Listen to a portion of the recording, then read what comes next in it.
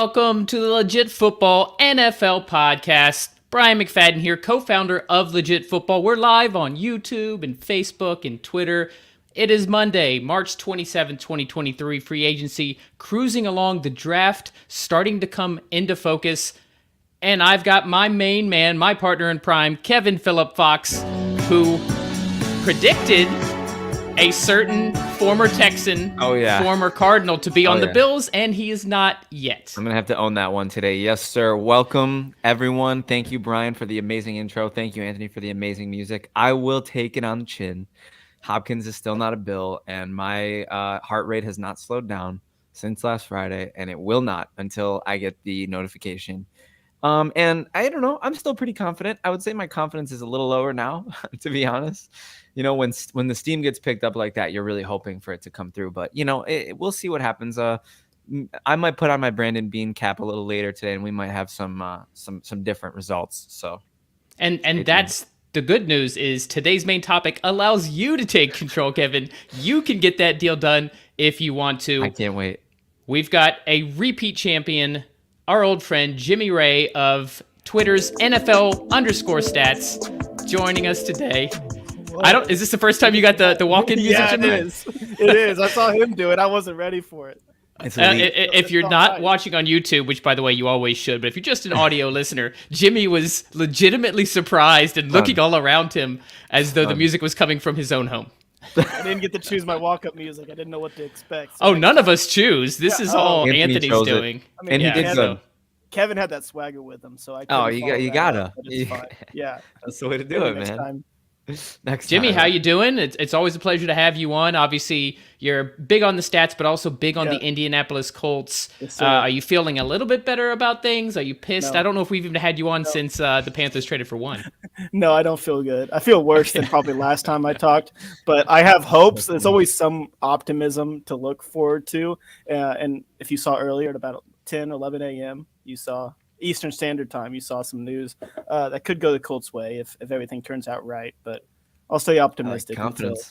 I'll stay optimistic until it changes otherwise. But like I said to Kevin, maybe you can take the reins of that situation later for our main topic. So I'll stop teasing it. Our main topic will be you be the GM. And by you, I mean the three of us. We are going to each decide to hire ourselves as general manager for 2 different NFL teams apiece. That's 6 NFL teams. And then we get to make whatever move we want, whether that's a trade, whether that's a draft pick, whether that is a free agent that needs signing extension. We don't have rules for it. But as always, before we get into the main topic, let's go ahead and jump into the legit headlines. One of the interesting things about the Monday episode is Friday covers like the whole week.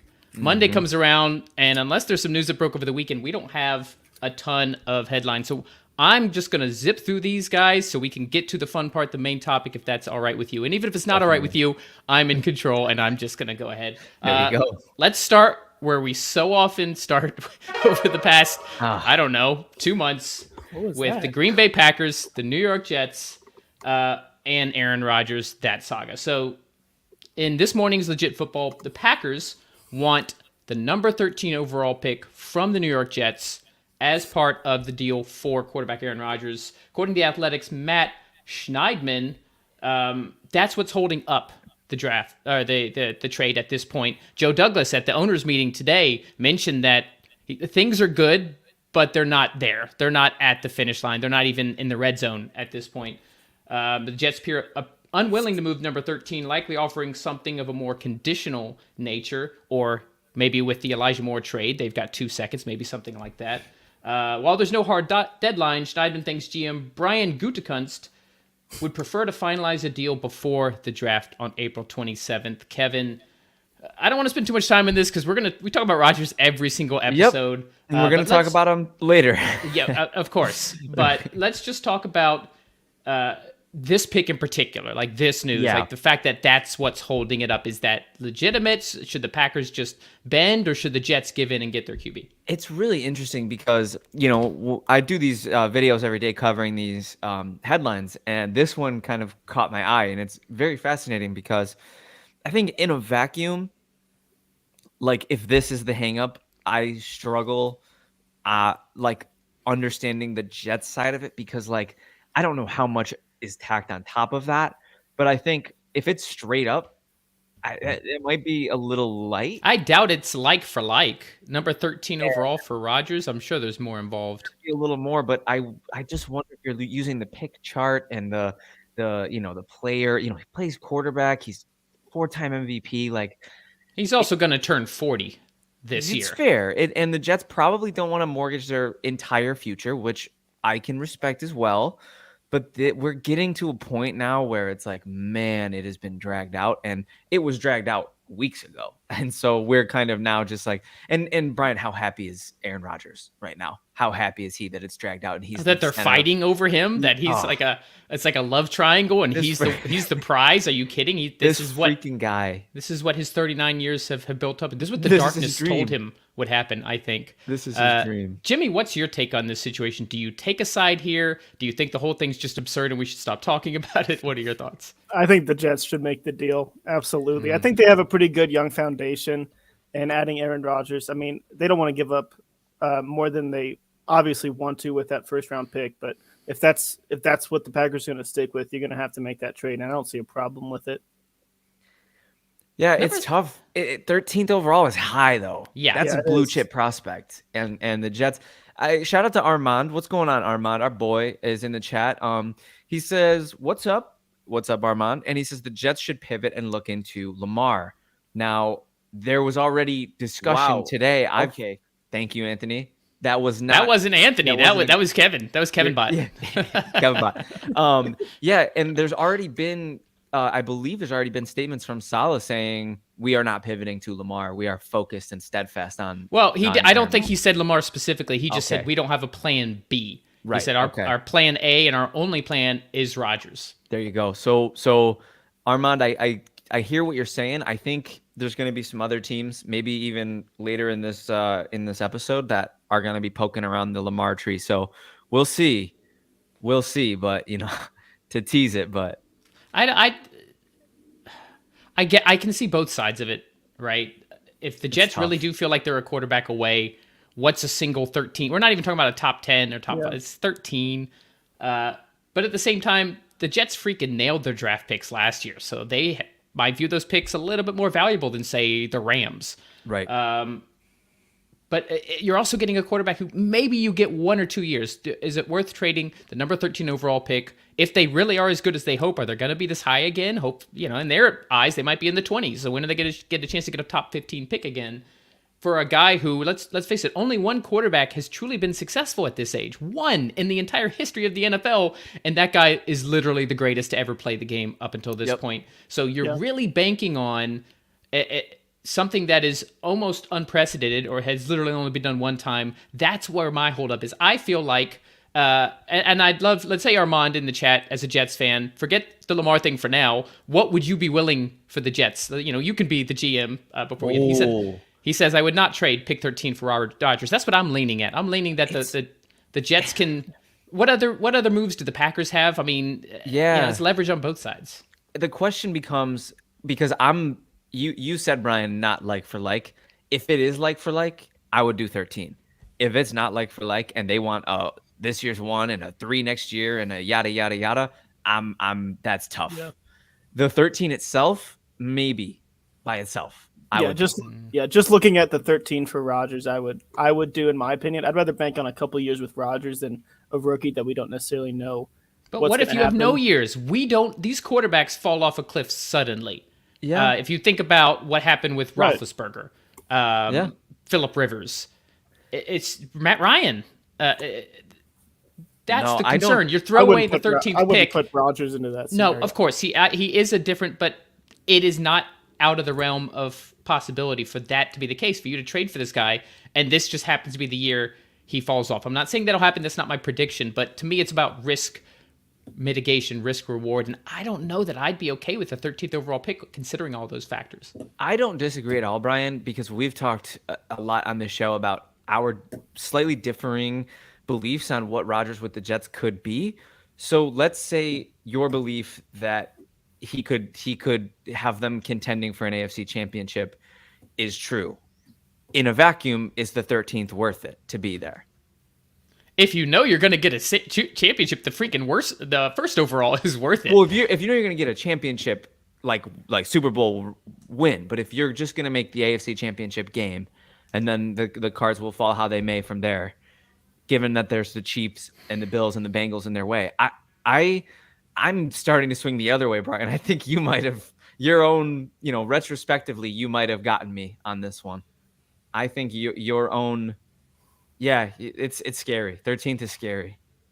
I actually like Armand's pick package in the chat. Once again, Armand is a Jets fan. He would trade 42 and 43. Those are the 2 second-round picks they have now that they traded away Elijah Moore to the Browns. 2024 seconds. Now you got 3 seconds involved and a third from 2024. And he wants the Jets to trade down from 13 and recoup some of those picks that they gave away. I like that a lot more, even though it's a lot more picks than trading 13 overall. Personally. Yeah, that's really interesting. I mean, that's a lot more picks. That's the problem. 3 right? seconds and a third. You get into, do you value more picks or higher picks? Because more picks means more rookie contracts, which means more cap flexibility if you can hit on some depth pieces. True, but you also landed a lot of really solid, not just solid, like rookie of the years blue chips, last year. absolutely. So you've got some blue chip rookies on the books for the next few years. Jermaine Johnson didn't even really play last year. He was a first round pick. You got Sauce Gardner and Garrett Wilson. I mean, they've got studs all across the board. Breece Hall. I mean, come on. So you've got that rookie flexibility. You're only a piece or two away. So I'd rather have a few high-end pieces and use those than a bunch of later round picks, personally. Yeah, I was going to say, then just throw the Armand offer in there. Maybe, Armand, can you DM Joe Douglas and see?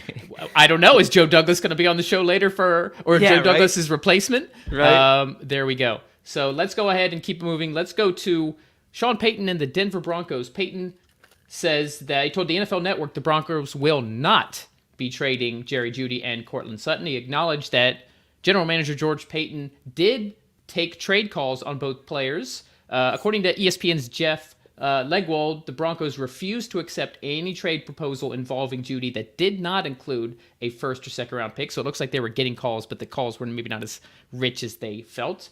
And I guess that means now it's time to put our foot down and say we're not trading them because realistically they didn't get the price they wanted. Jimmy, I'll start with you on this. Yeah. Thoughts on Peyton, the Broncos? I wanted them to keep Judy and Courtland Sutton in the first place, but what's your take on it? Yeah, if you're looking at their contract situations, you got Judy.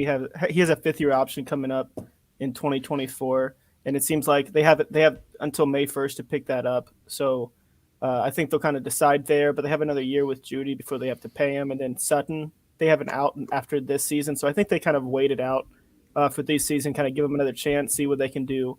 Because if Russell Wilson plays better, that offense could get rolling, and they'd want to keep both those guys or sell them higher after this season if they don't want to pay for them. So I think that's the right call to keep them at least for another season. Kevin, you've talked about getting some trade value back for wide receivers, and I believe we've talked about these guys in the past. So where do you fall right now? I'm really glad you brought that up because that's pretty much exactly where I'm at. I'm kind of looking at it like, look, there was a soft spark between Russell and Judy, and if you believe that can turn into a flame, then it's worth it to hold on to him. Mm-hmm. But it's so tough to be holding the bag when you're a failing team and not recoup any value on assets. Like I'm a big believer in responsible asset allocation, and this is where it all comes down to. And Brian, I've loved how confident you are in Sean Payton. You might give me some confidence to buy in a little bit. Are you not confident in Sean Payton? This guy's basically ran the NFC South for a decade. Super Bowl him winner. As a coach. They have so far to go, and like Russell Wilson. I don't think they do though. This is a team that before Russell Wilson, like the Jets, a lot of people, myself included, were talking about them being a quarterback away. Oh, they have Drew Lock, they have Teddy Bridgewater, but they've got a great defense. They've got all these weapons. They had Noah Fant at the time. You've got Sutton and Judy. You had a solid offensive line. They just drafted Pat Surtain, right? You had Bradley Chubb and formerly Von Miller. You had all these studs on the other side, and they were just a quarterback away. Now they got that quarterback, and some of those other pieces I mentioned are no longer there, but they still had a top 10 defense last year. I don't think they're that far away. I think Russell Wilson and Nathaniel Hackett were the issue.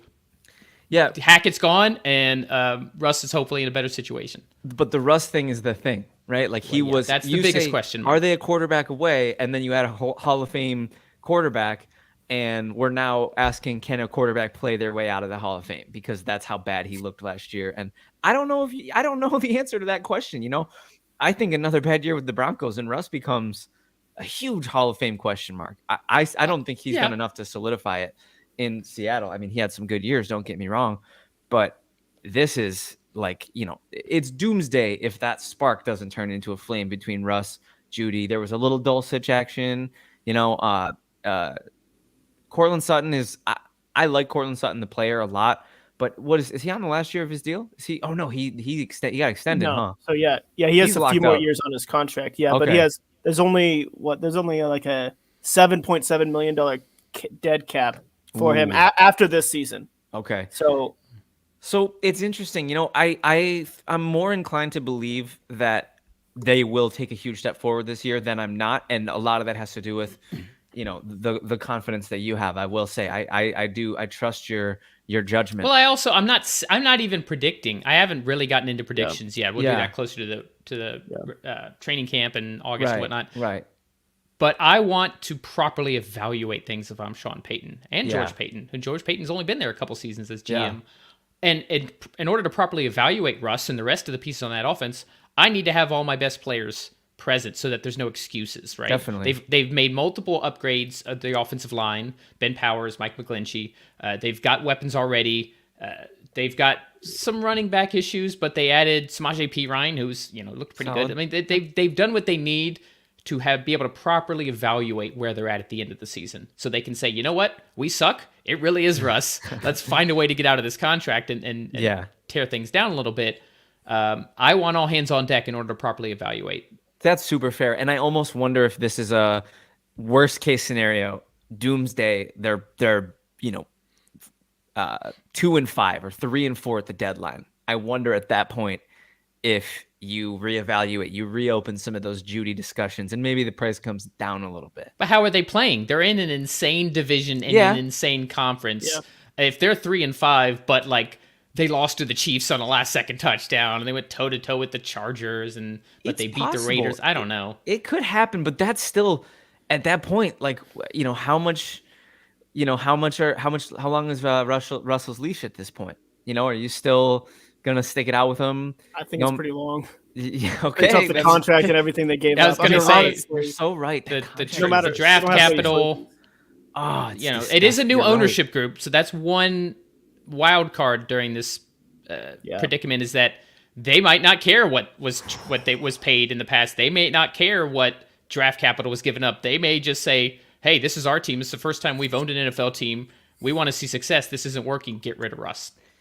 And we had a legit headline last week that there was a lot of people who were very, very fascinated by the Jarrett Stidham signing. A lot of people thought that might be Russ insurance. Yeah. Which is interesting to look at it that way. Sure. I know. He's still Jarrett Stidham. But that's like the Podunk insurance company that like comes along before, and like they're like 10 times cheaper than all the other insurance companies. You're like, sure, it's insurance, right? But you get in an accident and you might be screwed. Yeah, you never want to use it, right? It's like when Jim Sorgi was on the Colts under Peyton Manning. He never had to play. Thank God for that. True. We paid for insurance. Never had to see how good he was. Let's hope that's the same. You're fine paying that really small premium just so you can say you pay a really small premium, and you hope you never have to put in a claim. Oh man, let's go to the NFC West. Bobby Wagner is back in Seattle. Only gone for a year, played a year, and honestly was still playing at a high level with the Rams last year. Signed a 1-year deal for $7 million to go back to the Seattle Seahawks. Seahawks sneakily adding a lot of pieces to their defense. You gotta love it. A team that I always remind everybody I picked 32nd in the preseason power rankings. Man, they have done a lot. Gotta love John Schneider GM, as well as what Pete Carroll has done. So Wagner got 140 tackles last year, 10 tackles for loss, 10 QB hits, 2 interceptions with the Rams. Highest PFF graded linebacker at 90.7. This is not a guy who has lost a step at all. He is 32. But he's an 8-time Pro Bowler, 6-time All-Pro selection, 1-time Super Bowl champion, Kevin. I think we should probably say good chance he's a future Hall of Famer. Definitely. We don't even really have to talk about this. It seems it seems perfect, right? It's a nice move. He should have never left. Left. It's sad, but now the Seahawks defense is very legit. It's awesome. That's what happens with those cap casualties. Sometimes they're just, it feels like necessary, and then you give it a year and they get their contract or they get their whatever, and it's just not the same. You're like, you want that old thing back. You're like, come on, baby. Like, take me back. I'm sorry. Like, like when you break up with your girlfriend or something, and it's like, I miss her a year later. That's Wagner. He's sending the "you up" text, and they answered it. So thank God. Yeah, it worked out for the best. It's a great reunion. We're all in agreement on that. That's easy money. I will say, love.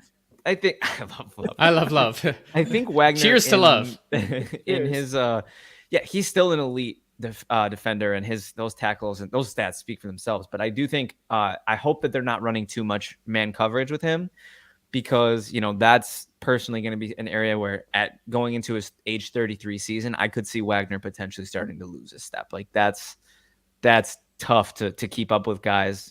They got linebackers covering.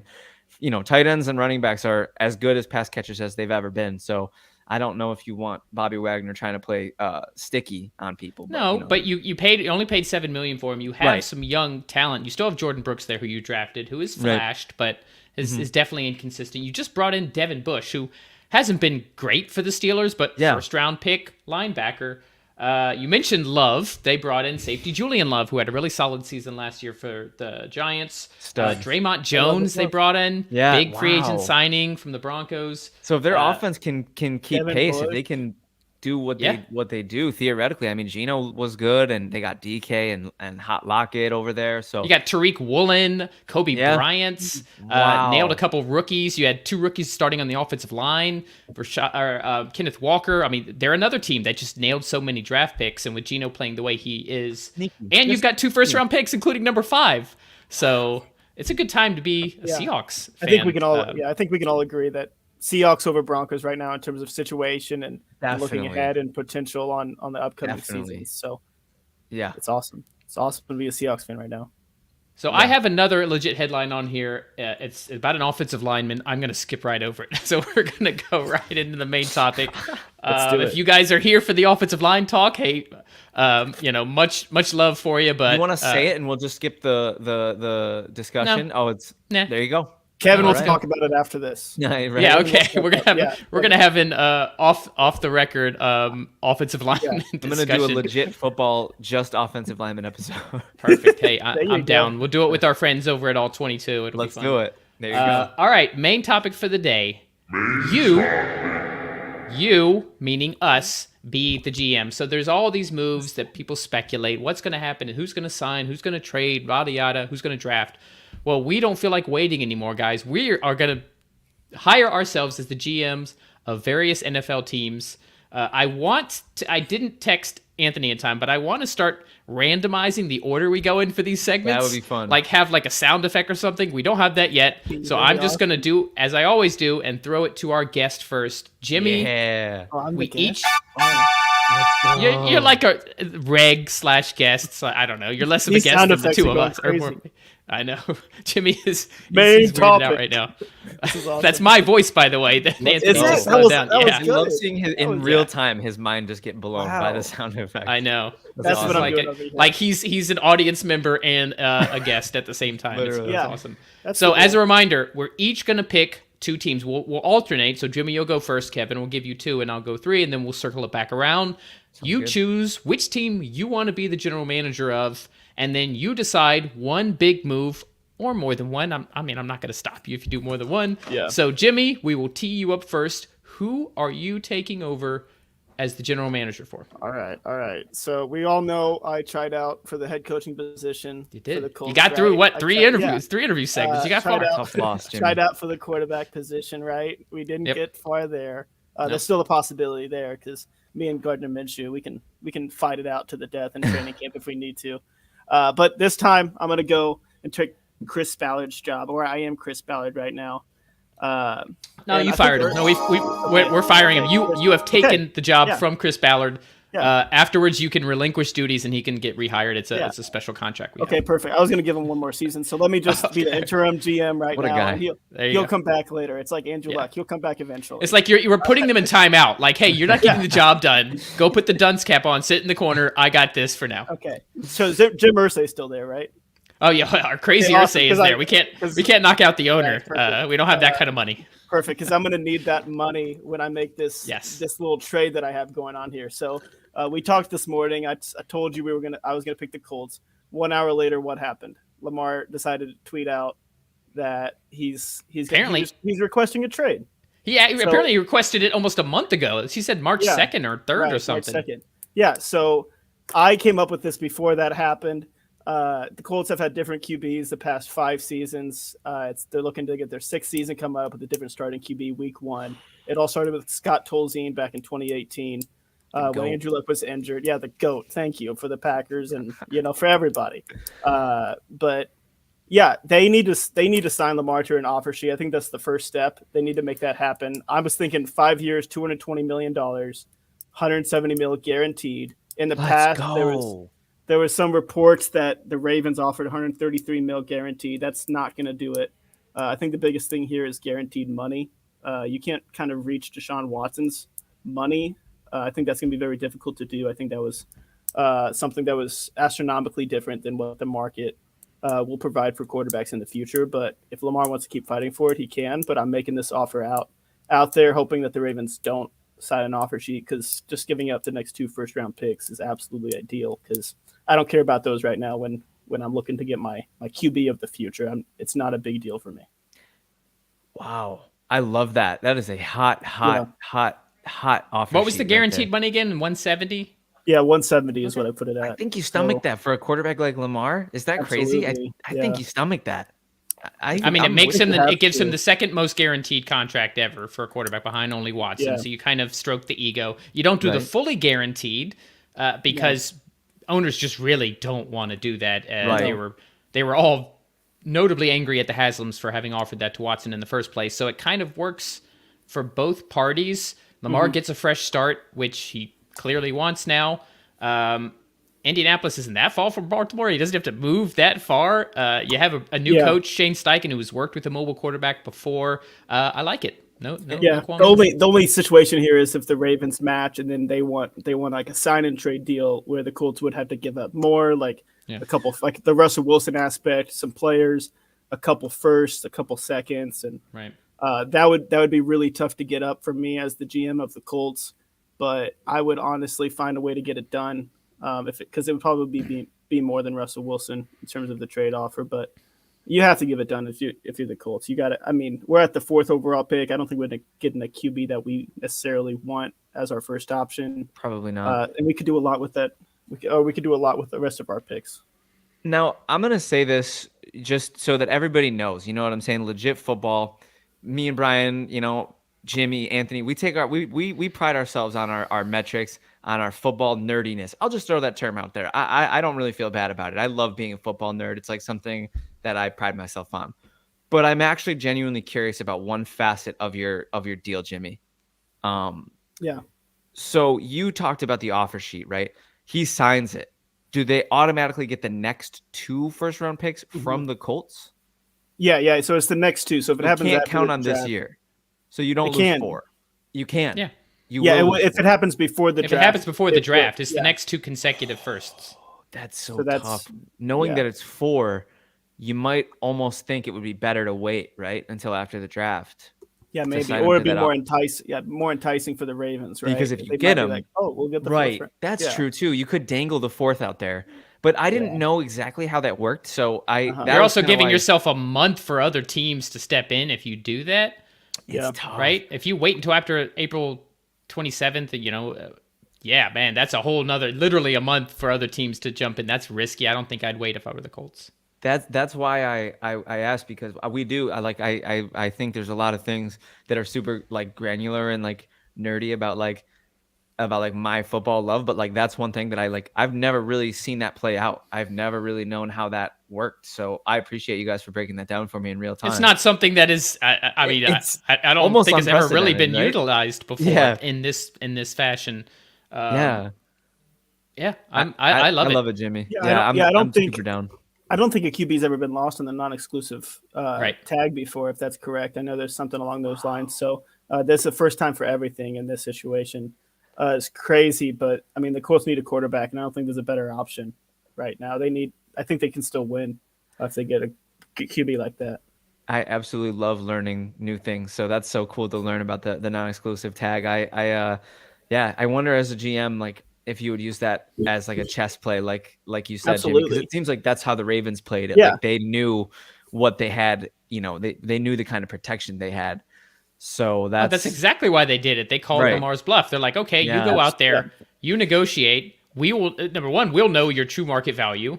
You'll learn that it's not fully guaranteed. Right. We'll match it. I think the Ravens never had intention of letting him go. I think they planned to match whatever was going to come in, which is why Jimmy says this, and it's nice, but I think the Ravens would end up probably matching that rather than give it up to first, because, they, even today, John Harbaugh said, Lamar's going to be our starter week 1. Like, even now, they're doubling down on that. You mentioned being a GM, Kevin. Well, guess what? It's your lucky day. You are now a general manager, and the best part is you can pick any team to work for other than the Colts. I am so excited. Okay, so I obviously wanted to, I took this as an opportunity to D&D a little bit, Dungeons and Dragons. I'm going to play fantasy a little bit here. I hope you guys are cool with that. You just called us all football nerds, so it only makes sense for us to play D&D immediately after. Yeah. The themes always emerge so naturally. Let's lean into it. I don't understand how it, like I said, it's I promise it's an accident, listeners. I swear. So I'm going to put on my big baller bean shades, and I'm going to, be definitely the most handsome GM in the league and be Brandon. You're not actually putting shades on? I'm a little disappointed, Kevin. You got where are the props? Yeah. I brought my other shades for my other. You can't say I'm putting on big baller bean shades and then not actually put shades on. You'll see. The other ones are my Officer Fox shades, so I can't duplicate. I got to get some fair enough. Yeah, there needs to be no a continuity for characters. No preparation here. I'm an actor. I'm trying to, So, when it comes to the Bills, I actually took a little bit more of. Hold on, real quick, Anthony. Can we get that? Jimmy saying, "Oh, wow!" I think that'll be a good. Oh no! We'll use his voice for that soundbite. Timestamp it. Yeah, Anthony, we'll sit down later and I'll come up with some good sounds. I got some good sounds I can give you. Voiceover actor Jimmy Ray. Yeah. So I took, to quote my partner in prime, I'm the partner in prime. He's also a prime partner. I took a little bit more of a holistic approach just because I'm really looking at this in a little bit of a vacuum here. And there was a couple decisions that I was 50-50 on, and I decided I would wait until the moment to talk it out with you guys. I'm looking at you guys as my war room, if you guys are cool with that. Oh yeah, we're like assistant GM, director of player personnel. Are you guys cool with that? Okay, okay. Let's do it. So I love it. He's already hired staff. That's a good GM. I got a new job. I'm taking this seriously. Jimmy didn't hire anybody. Jimmy just took over GM and just started making moves. Kevin's like, well, let me hire some people around me. I just yelled at Ursay to give me my money. I was gonna say Jimmy, but that's because he has experience in this realm. He doesn't need a staff. He was at the combine. Right. He was getting courted. Football, yeah. He was getting wine and dine. So I played. I'm just gonna start with, okay, there's a huge. I played Madden. I know what I'm doing. There's a huge elephant in the room, and most of Bill's Twitter talks about it every day, and I get sick of the conversation because I'm a huge Ed Oliver fan. But there's a $10.8 million cap clear if you trade him. Now, Ed Oliver is definitely, I would say, a top 5 piece on our defense, but he's also going into his his 5th-year option year, and he's, I believe, maybe this year and then maybe one more, and that's a lot of money to save. We currently have $9 million in cap to work with, and I'm thinking that Calais Campbell's visiting this week, and I'm thinking about sending him an offer sheet maybe for 2 years if he'll sign it, so that I could get him for what I would save with Ed Oliver. What do you guys think as a first move? I thought it was going to be a nuke thing, but I liked it. Oh, the nuke thing's coming. It's coming. Okay. There's a couple. I'm just, like I said, holistically, right. I'm starting with this. He's playing. He's doing the entire offseason. A little bit. Okay, this is not just entire. Next couple moves. I mean, I think Calais Campbell can produce enough, even if it's not quite on Ed Oliver's level. Ed Oliver is not Aaron Donald. Right. So you're not giving up a generational player. You're giving up a very solid interior defensive lineman. Yeah. But that's not going to win you the AFC even. Forget the Super Bowl.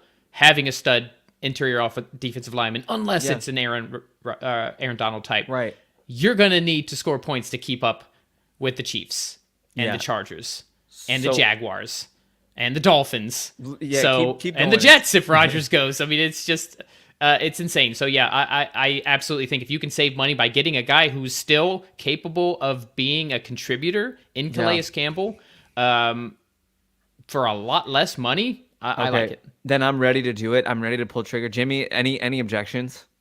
Let's do it, man. Okay, I'm gonna pull trigger on the Ed Oliver trade. So I'm giving that money to Campbell, and I'm gonna offer Ed Oliver and a third to the Cardinals for DeAndre Hopkins. Oh, there's the Oliver. What piece. do you guys? Okay. What do you guys think? Do you think that would get the job done? Now they're staying steadfast on their asking price of a second. Is what's the story. Now I'm hoping that they buckle, because I don't want to give up a second. I want to give up Ed Oliver and a third. You got Jonathan Gannon taking over as head coach, defensive coach. Yeah. I think he would like to get, when J.J. Watt retired before he got there, you really only have Budda Baker as a solid piece. I'm not huge on their middle linebackers. Isaiah Simmons hasn't quite been as good as maybe people thought he would be. So you get a guy like Oliver, who is going to be a stalwart in the interior, who's still on his rookie contract for now. Yeah, I like it. We're doing it. You think trigger gets pulled? And absolutely, you get that and a third. I mean, Oliver was a first-round pick, so if you just look at it from there, even if you say maybe he's playing like a second-round talent, that's still a second and a third, and you get a player that's already proven. Draft picks still at the end of the day are a little bit of a hit or miss. Where Oliver, you're going to get a solid player. Yeah, I like it from both sides. So then, last but not least, I'm going to extend Daquan Jones to soften his cap hit. And so we have Jones and Campbell holding it down with Russo and Miller on the line. And the only hole remaining on the Bills defense, because they brought in Taylor Rapp today. I don't know if you guys saw that. Pretty big signing. I did saw, Very, very happy about that. Solid safety. To go with Hyde and Poyer, insane defensive backfield. I like the corners if Elam takes a step and Trey White rounds the corner from the ACL, puts that behind him. I think you need more depth at corner personally, because if Elam doesn't take that step, White is coming back from injury. He's not getting younger. Corner is definitely the fact that you guys kept Poyer. I like the safety position. Huge. But especially once again in the AFC, when you're going to have to keep up with these teams that are scoring 30+ points, I would want to get some pieces at defense back. If we could get a bargain bin later, maybe a sort of stud veteran corner that just slipped through the cracks in the first round of free agency, I'm going to have to look at some names.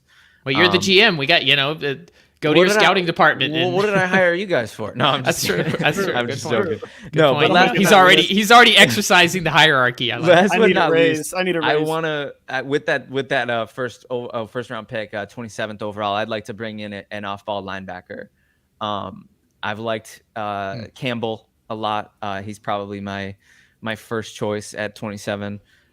But we're gonna have to see how the board falls. Brian, you talked about the value of the off-ball linebacker is kind of taking a little bit of a dip right now based on free agency. Campbell's one of the only really solid ones in this entire draft. So I would lose my mind if we pulled off that trade, added Nuke, made it maybe the best 1-2 wide receiver punch in the league, and then also still kept that D line bolstered and got a linebacker. That's my piece. I'm taking the Brandon Bean shades off. They were metaphorical this time, but wait till next one. How do we feel, guys? Do we feel good about that?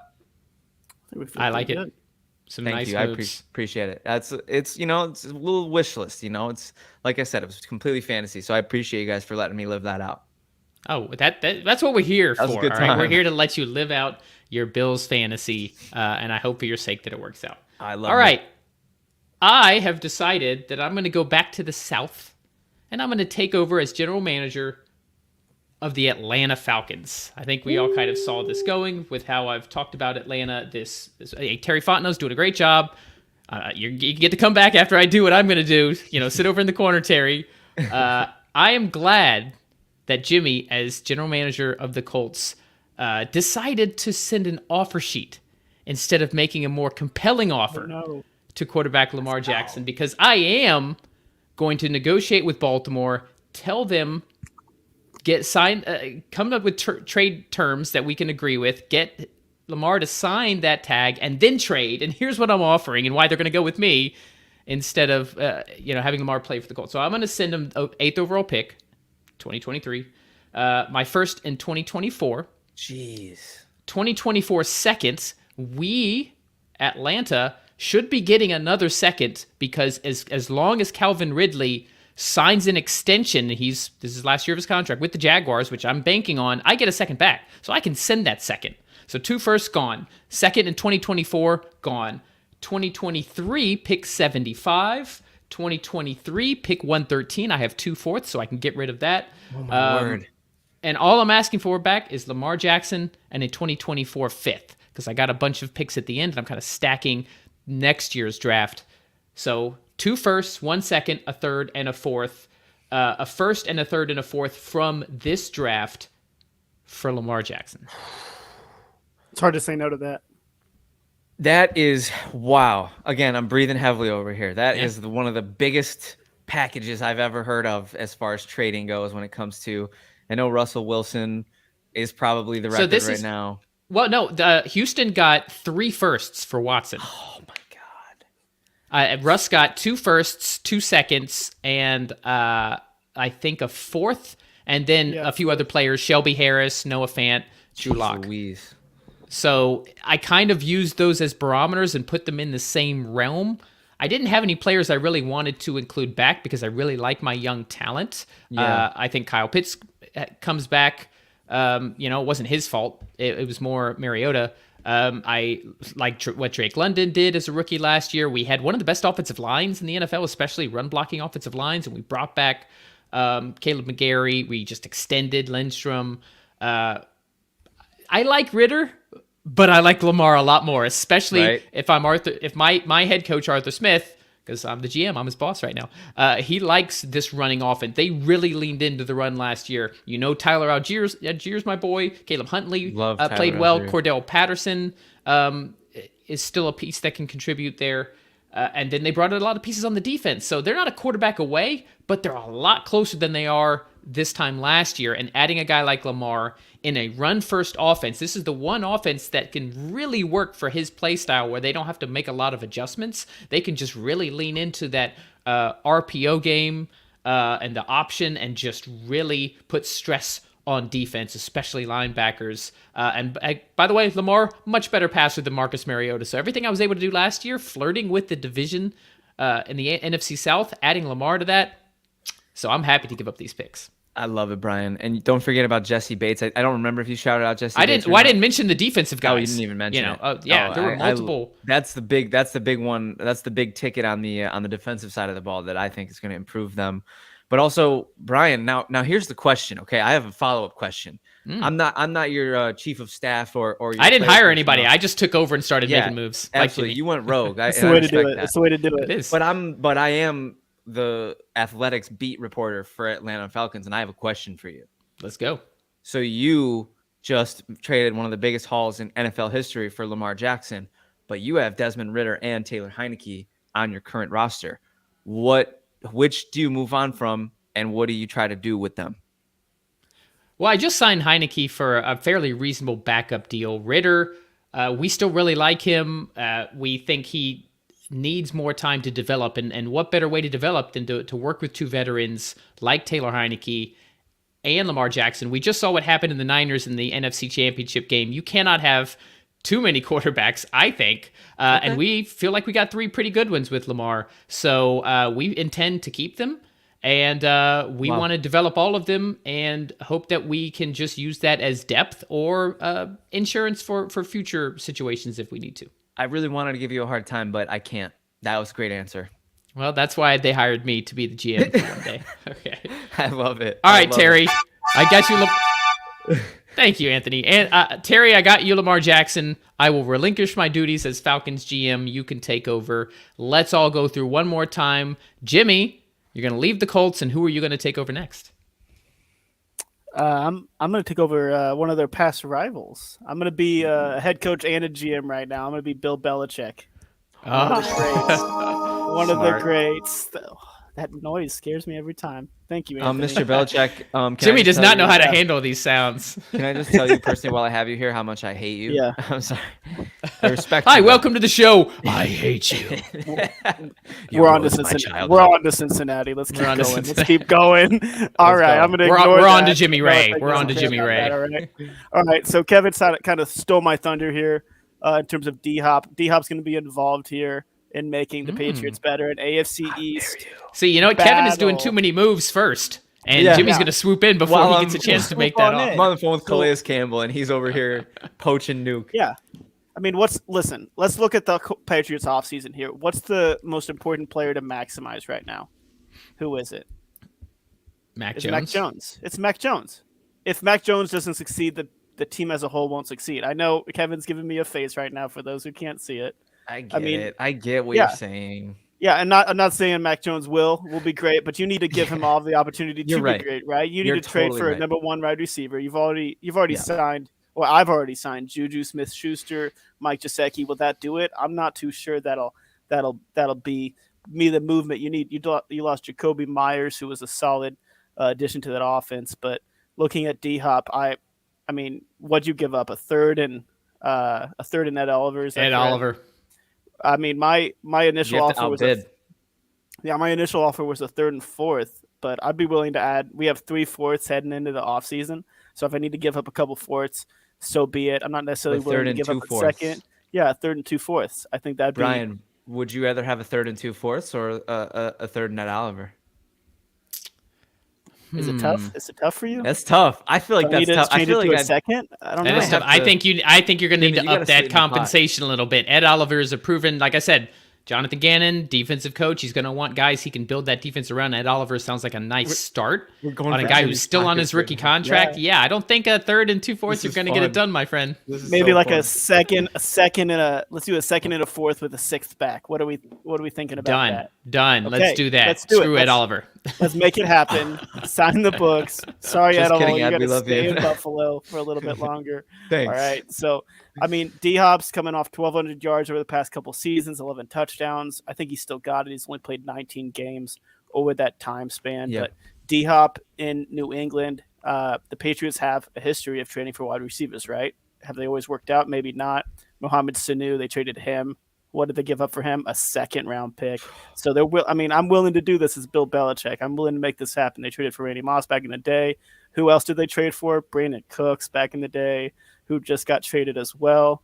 So we're making moves here. Another kind of move I'd like to make too, with the 14th overall pick, is drafting an offensive tackle from Northwestern. I think that's what's his name, Peter Skoronski. I think that's another big move to help protect Mac Jones and maximize his potential, give him all the assets necessary before we kind of make a final decision on him. I mean, what are you guys' thoughts? I think you have the right mindset as a GM to try to surround your young, highly drafted quarterback with as much talent as possible. Right. I think that's exactly the correct. I mean, we talked about evaluation. I keep saying this. We talked about it with the Broncos. It's the same situation here. Yep. You need to know what you have in Mac Jones. Great rookie year. Led him to the playoffs. Crappy year last year, but he had Matt Patricia and Joe Judge as like weird co-offensive coordinators. Now you've got Bill O'Brien back in the house. You've got DeAndre Hopkins. You just added an offensive tackle, a rookie offensive tackle, who a lot of people are high on. I love it. And I know you fired Belichick briefly, but Belichick loves Nuke. Like it's out in the public that he is a huge fan of DeAndre Hopkins. Let's make it happen. Yeah, I think those are all great moves, and Brian, I'm glad that you're championing the philosophy of isolating the variable, right? Taking all the other stuff out of the conversation. This dude has what he has what he needs to succeed, and if he doesn't, it's him.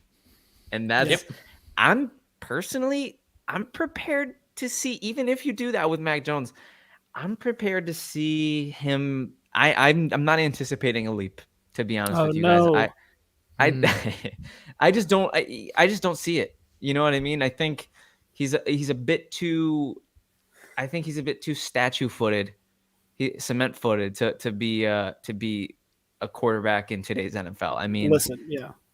you If know Mac what I'm Jones saying? doesn't work, if Mac Jones doesn't work out, I'll say this: I'll retire after the season. If we have to move on, I'm not willing to go through it again. I think you, as a GM, you're doing the exact right thing. You're doing what you have to do because of. He's just saying he doesn't think it'll work. I don't think it'll work. I think Kyle Shanahan is the exception. Brian and I talk all the time about asset allocation. Belichick probably does care that Mac was drafted in the first round. Absolutely. That probably matters to Belichick still at this point. Yeah. So one more thing: the reunited couple that we never thought would season again. Bill O'Brien and DeAndre Hopkins would be back together. That would be something. That'd be very interesting. The juiciness of that drama. I hope that happens. As much as you'd love to have him on Buffalo, but yes, come on. Yeah. After he literally traded him away and they had that rift, I love it. It might be worth it. Armand is playing You Be the GM in the chat, and I absolutely love it. So I wanted to highlight one of this. We say You Be the GM. Armand took us literally. Yeah. So he decided to be the Lions general manager. So he's going to trade a second round, number 55, to Arizona for DeAndre Hopkins. Trade DeAndre Swift and a third, number 81, to the Chargers for running back Austin Eckler.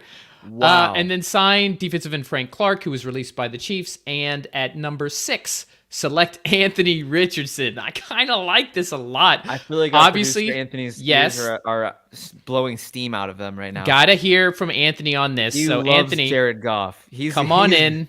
Armand has taken over for Brad Holmes as general manager of the Lions. How do you like these moves, Anthony? Here we go. I think You had to think for a second. I think it was a mistake to put this comment on the screen. Oh no, well, it doesn't matter. It has happened. You have to comment there, now. Anthony. All right, I do like the idea of Swift for Eckler. I think that I should hope so. That's a giant upgrade, even though Eckler's absolutely. older. But then that's cap room that's being taken over, where there are spots that need to be filled that won't be able to be filled with that cap room being used up. And I think that's a really, it says right here, sign defensive end Frank Clark. You're not going to be able to do that if you make that trade because you're going to be paying Eckler a lot. I think you guys could really use Frank Clark. I think so too. If you want to save cap space, then sign Frank Clark, then you can't make a trade like that. I'm less interested in Clark because you got Hutchinson going into year 2. Who is the out of nowhere 4th round rookie that was really good last season as a pass rusher? Miller or something? I don't remember his name. Come on, Lions fan. How do you know? Yeah, what do you? It was like a 4th round. Isaiah Buds? No. It was a 4th round rookie who actually was like really surprising.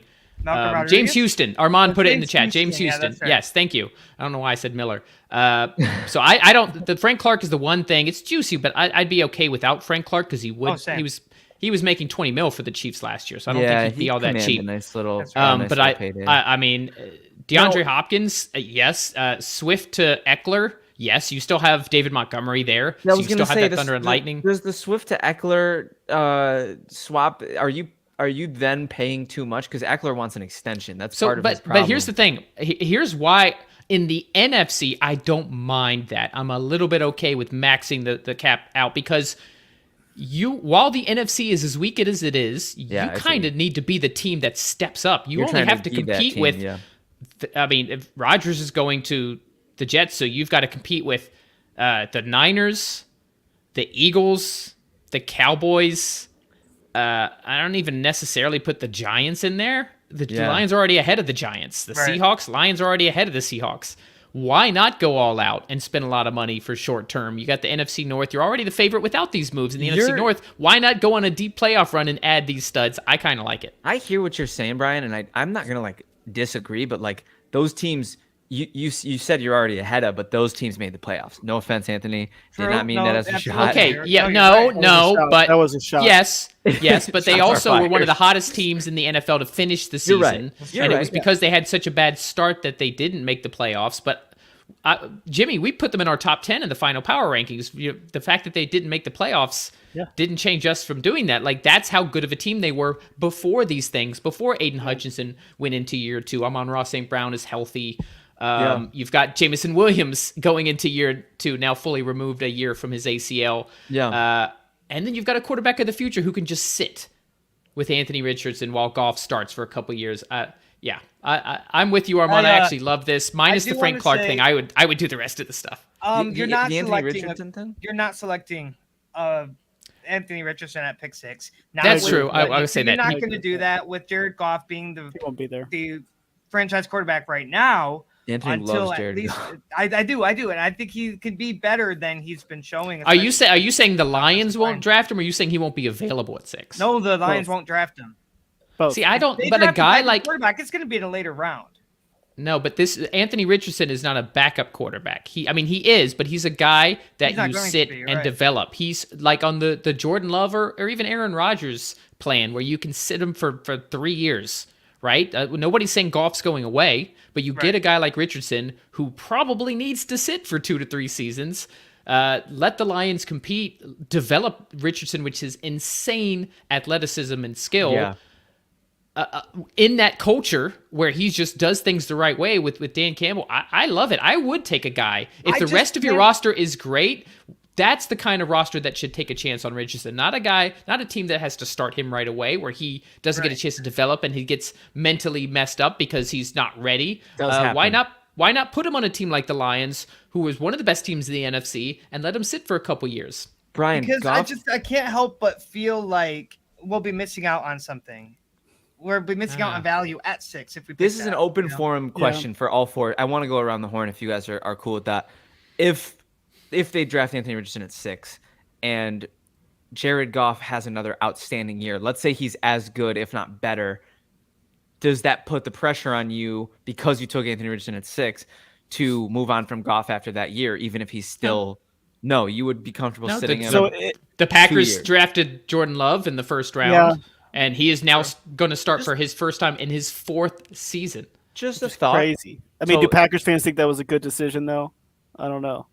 Does the drum beat... right now? We don't know yet because we don't know. He needs a full season. Does the drum beat get But Aaron Rodgers sat for 3 years behind Brett Favre. Sure. No, there's thing. definitely evidence. First round draft. Mahomes sat a year. There's definitely evidence to suggest that it's definitely a solid way to develop a young quarterback. There's no doubt. In modern NFL, it's so rare, which... I don't know why, because it seems like Jalen Hurts didn't start until I think the last game of his rookie season, or last 2 games or something. It seems like the mentality does get polluted when guys are thrown to the wolves early. It seems like Darnold, for example, that dude was seeing ghosts, and I know that's a joke, but he said that. So that was Jimmy's team, the Patriots, that did that. So they beat the crap out of him. Yeah, shout out to you, Jimmy. We'll do it to Anthony Richardson too if we need to. It doesn't matter. But it's really interesting. Yeah, it's an interesting discussion for sure. My last thoughts. I think Brad Holmes knows what he's doing, and if he does end up going that direction, then I trust him and I will ride with it. I respect that. Yeah, Armand brings up a good point. The Lions have a second first rounder, so that's a luxury. That's a luxury because of the Goff trade, because of the Matthew Stafford trade.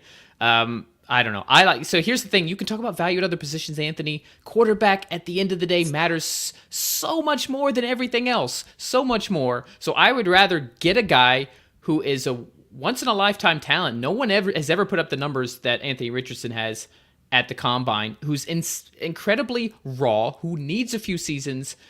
Get a guy like that.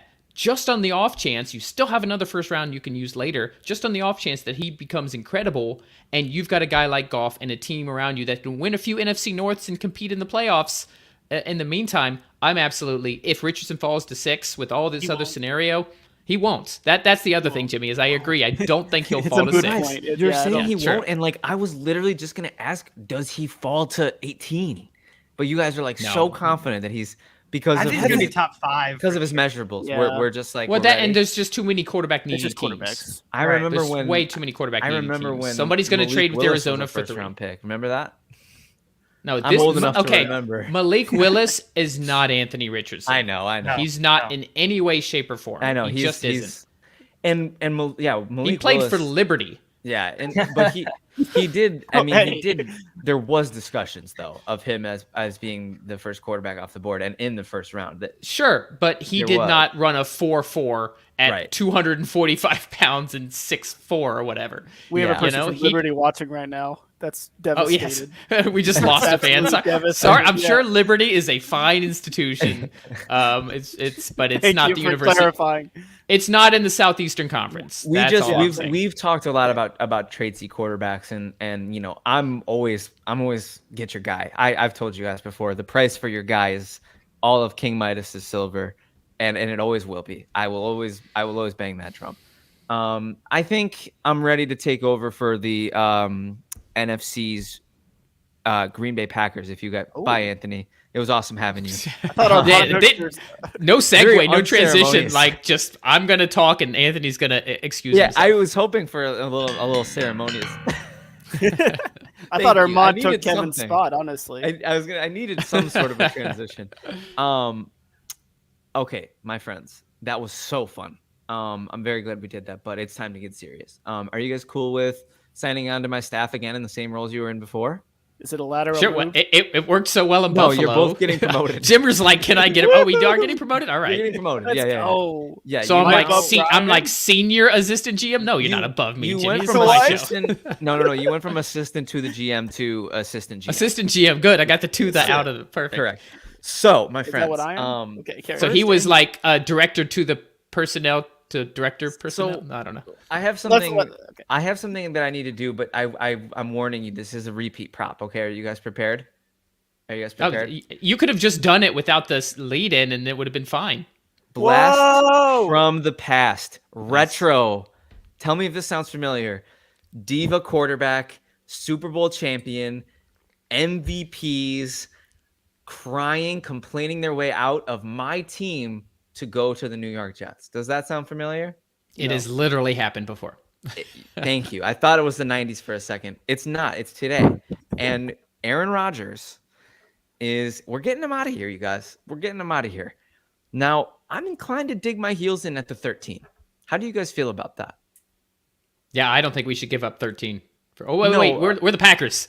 Yeah. We want to get. Yes, we should get 13. Sorry, we're getting the 13. We should get 13. So we're digging our heels in. So I'm gonna say that until the Jets meet us at that, I forgot what team hired me for a second. Yeah, right. You're scaring me a little bit. Where's your loyalty lie? I didn't. I know. Jimmy had me. Jimmy's like, I should be the assistant GM. Sorry, Jimmy. He's the co-founder. He's dress for the job you want. He's my guy. So Under Armour is the job. We're not doing it. We're not doing it for any less. So let's say we get the 13 back, right? Let's say we do it. It is now time, my friends, if possible, to go out and get. I'm hoping this can happen. Jackson Smith and Jigba at 13 with the Jets pick, because the theme of the day, we are isolating the variable when it comes to Jordan Love. We're going to go out and get Jackson Smith and Jigba at 13, and we are going to go out and offer the Tampa Bay Buccaneers a 3rd-round pick and a 6th-round pick for wide receiver Mike Evans. Oh, too low? Whoa.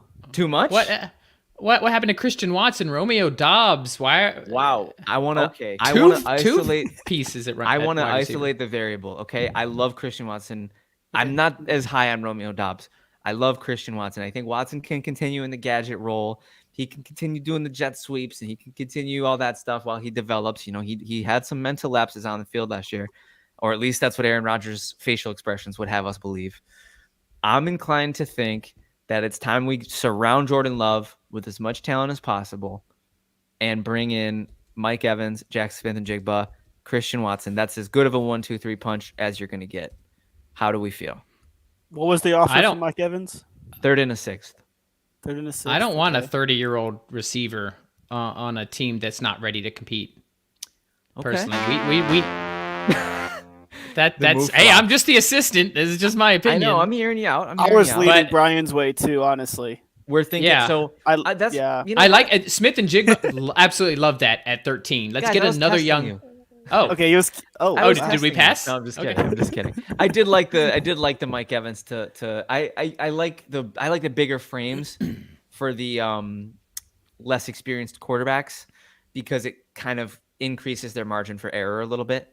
Mike Evans is a 50-50 ball Christian guy. Watson's a big dude.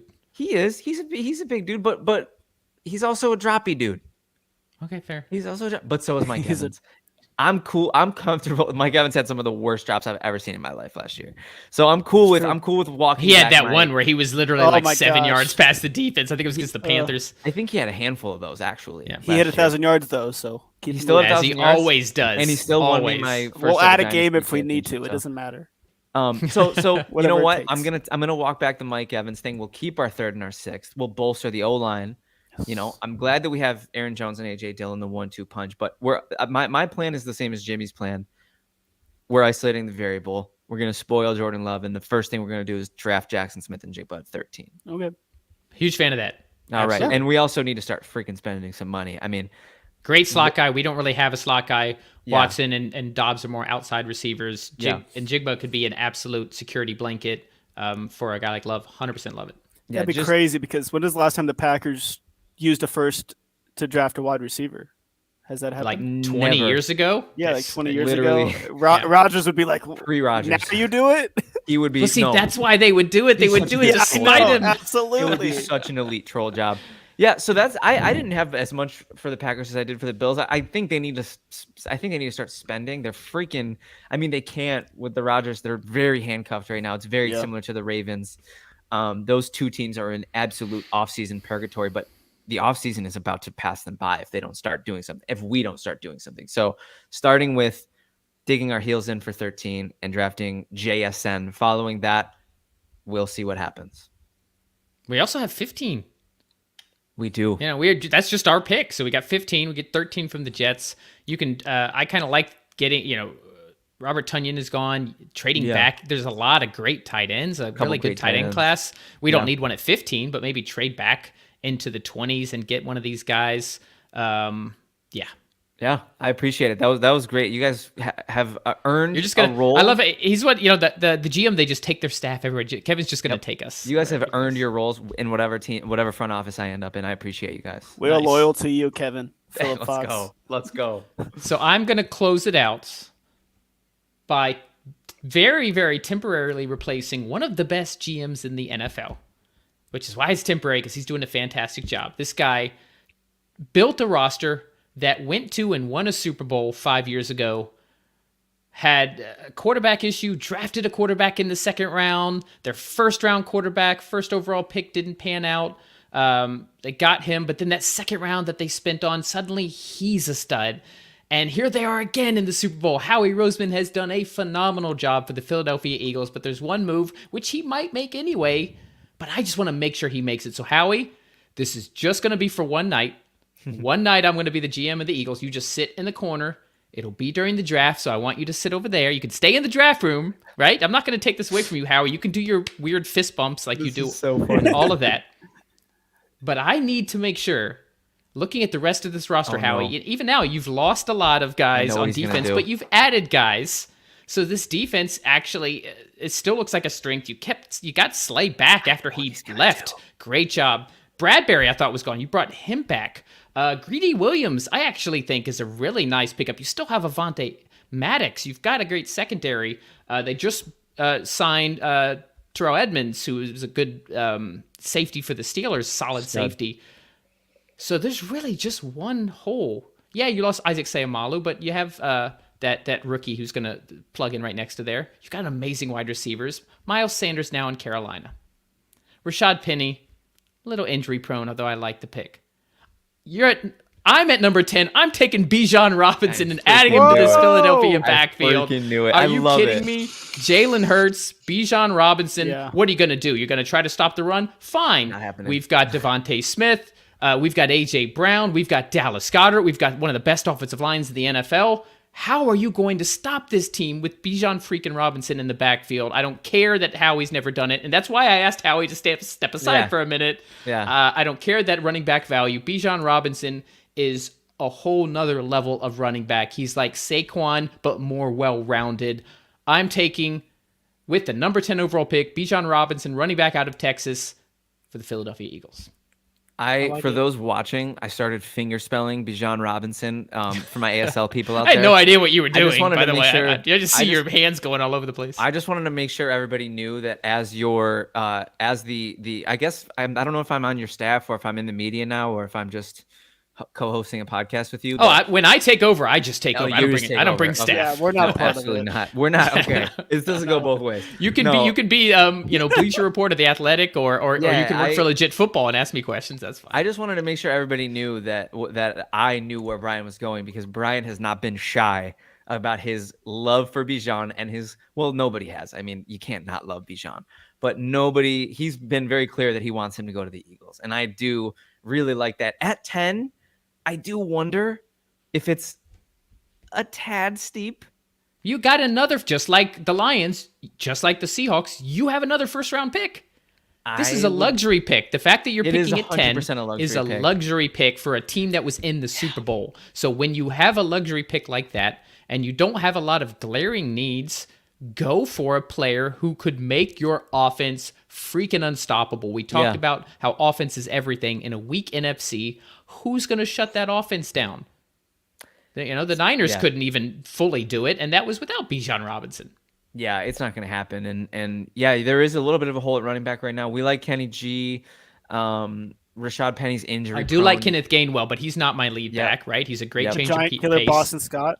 Boston Scott, and and you know what? He is going to crush the New York Giants twice a year. They're in our division. He plays his role for that. Off every year. Boston Scott is the only running back who gets snaps against New York. But I love it, Brian. I think across the board, these teams. Can we send this out to? Yeah, we can. Are they still at the owners' meeting? Can we get them the They're audio? Still there. Yeah, that's right. Let's send them the clip. Jim Irsay follows me, so I'm going to message him real quick and see what happens. See if I can get that money. The bidding war for D-Hop is going to be the most fascinating thing that they take away, because we have the Lions offering 55. We have the Patriots offering a second and a fourth. We have Buffalo third and at Oliver. That's going to be a very fun sweepstakes. We got the Colts and the Falcons going after Lamar, although I made a much more compelling offer, so I'm pretty sure I would like to think that's a signed, sealed, delivered. He'll be if it's between those two, he'll be a Falcon. But man alive, you guys, I am just like blown away by that exercise. That was so fun. Yeah, I enjoyed that. Let's do it again. I want to do that all the time. Well, the general manager, a nice little salary goes along with it too. I'm sure you're okay with that. Yeah, exactly. Armand, how about the Eagles trade for Austin Eckler if they don't draft Bijan? Well, we drafted Bijan because I was the GM, but let's, in an alternate universe, sure. What do you guys think? Another draft day trade like they did with AJ Brown? I mean, maybe. It would depend on the cost for me. Yeah, it would depend on the compensation. I don't know about... Because Bijan, you're getting a 21-year-old running back. Eckler, he is, I think, 28, maybe. And he's going to want to get paid. He deserves it at this point. Dude's gotten 40 touchdowns in the last 2 seasons. Like, I freaking love Austin Eckler. He's such a stud. This is like a super unpopular opinion, but I don't care. He will be my dynasty RB1 until he's not. Like he will be like, and by one I mean like 101. Like I would take him over every other running back because of his pass catching prowess. I believe so much in Austin Eckler in dynasty. Over Bijan at 21 years old? Right now, yeah. I mean, until Bijan has a landing spot that I can tuck myself into. Oh, he does. It's the Philadelphia Eagles at number 10. Confirmed already. It's already confirmed, Kevin. I sent the draft card into Roger. Harry Roseman's in the corner with duct tape over his mouth. He can't talk. Exactly. So many narratives. He already gave, but he still gave me this fist bump, so it's all good. He approves. I am so ready for this, man. I'm so ready for this draft. This can't come soon enough. 30 days. Fever pitch. I was at the draft last year. I really wish I was going this year. Sick. Kansas what City, a fun time, guys. Yeah, we're going to wrap up the show. We're relinquish our abilities as general manager, but it's probably it is something we will do again. It was a lot of fun, and I think we all made some pretty damn good decisions. I think so too. I'm telling you that we need to send this to the even Armand in the chat. Great job as GM. Shout out to Armand. We appreciate you as always, dude. You hold it down in the chat, man. You are the GOAT. So that does it for our Monday show. Maybe D-Hop will be traded by Friday. We shall see. If he does, we will certainly cover it. Thank you to Jimmy Ray, as always, for coming on. Check out at NFL_stats on Twitter. one of the best follows if you're a friend and fan of the NFL. Thanks as always to my partner in Prime, Kevin Phillip Fox. Hopefully for your sake, there's some movement on the D-Hop train by Friday. And this has been Brian McFadden and the Legit Football NFL Podcast. Thank you. Make sure to like, subscribe, all that good stuff. We'll be back Friday, guys. Enjoy a week.